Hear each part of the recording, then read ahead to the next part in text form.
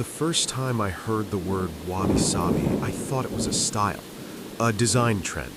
Soft colors, old wood, handmade pottery, minimalist rooms. Something you buy, something you post. But I didn't understand it at all, not until the day I tried to throw away a cup that wasn't perfect. It happened in a small town in Japan, on a quiet street where the shops didn't shout.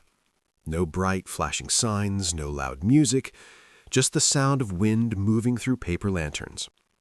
I was there on a short trip, half vacation, half escape. Back home, my life felt crowded with deadlines, comparisons, and that invisible pressure to keep improving even when I was exhausted. Even my rest felt like work. That morning, I walked into a tiny pottery shop, the kind of place that smells like earth and tea. On the shelves were cups and bowls that looked imperfect. Some were slightly uneven, some had glaze that didn't reach the edge, some had tiny dents like the clay had remembered the potter's fingertips. And yet they were beautiful. Not luxury beautiful, more like honest. Behind the counter sat an old potter with gray hair and calm eyes. He didn't greet me with excitement. He just nodded like he had all the time in the world. I pointed at a cup, simple, warm, rough. It looked like it belonged in someone's hands. I asked, "Is this a mistake?" The potter smiled slightly as if he'd heard that question 1,000 times. "Not a mistake," he said.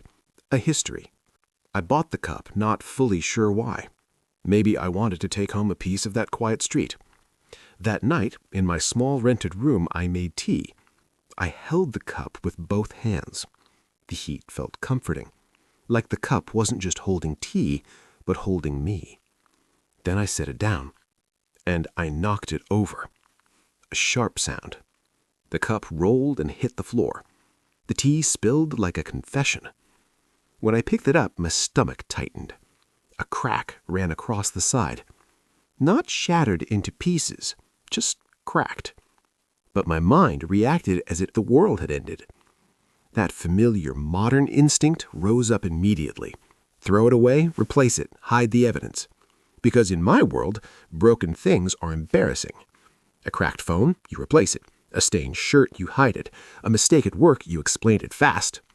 A flaw in yourself, you cover it with confidence. And I realized something uncomfortable. I didn't just feel sad about the cup. I felt ashamed. Like the crack was proof that I was careless, unreliable, not put together. I stared at the cup and thought, ridiculous as it sounds, now it's useless. Like a single crack erased everything good about it. The next morning, I returned to the pottery shop, holding the cup carefully like evidence. I placed it on the counter and said, "I'm sorry, I broke it. Can I buy another one?" The potter didn't look shocked. He didn't scold me. He lifted the cup, turned it slowly, and traced the crack with his thumb. Then he asked a question that felt strangely personal.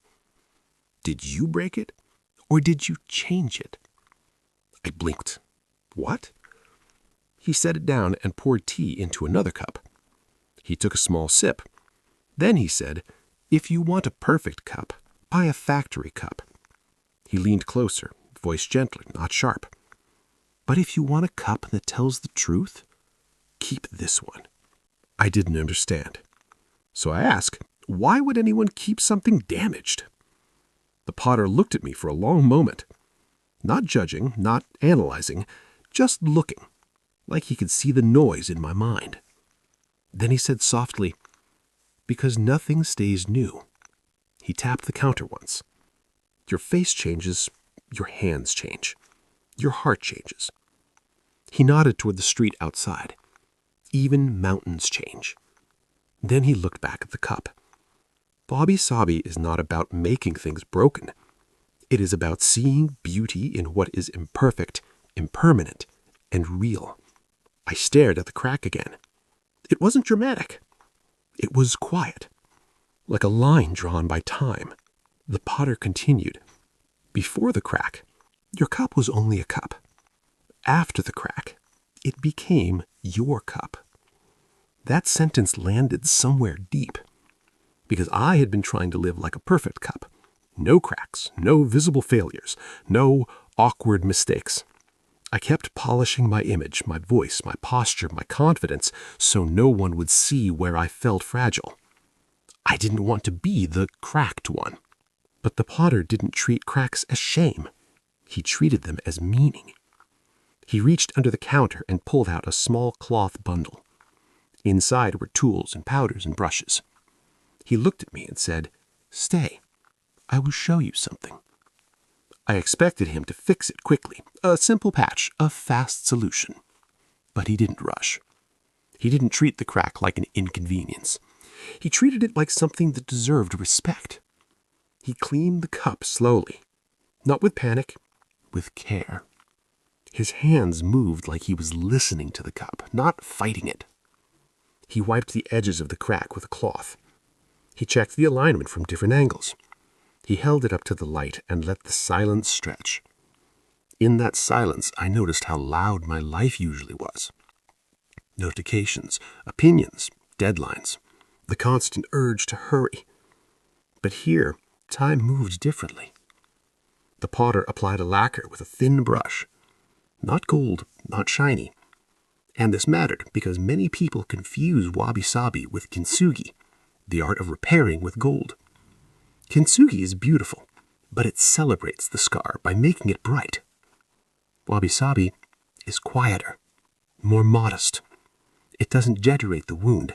It simply allows the scar to exist and still be worthy. The potter pressed the crack together gently.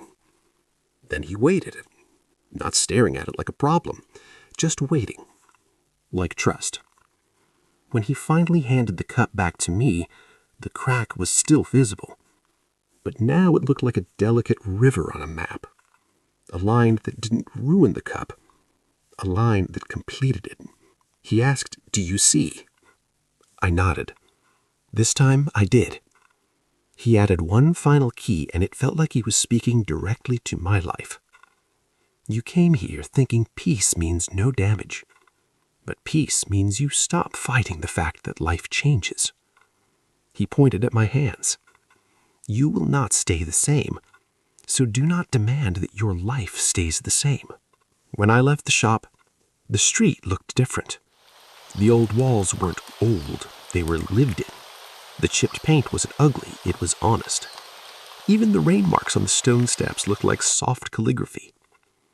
Later that day, I sat by a window and drank tea from my cracked cup. I didn't feel like an optimist. I didn't feel like a pessimist. I felt human. And for the first time in a long time, that felt like enough. So here is the lesson of Wabi-Sabi. Not everything imperfect is a problem. Not everything old is worthless. Not everything cracked is ruined. Sometimes the crack is where life entered. Sometimes the flaw is the signature. And sometimes the peace you're searching for isn't found in becoming perfect. It's found in finally allowing yourself to be real.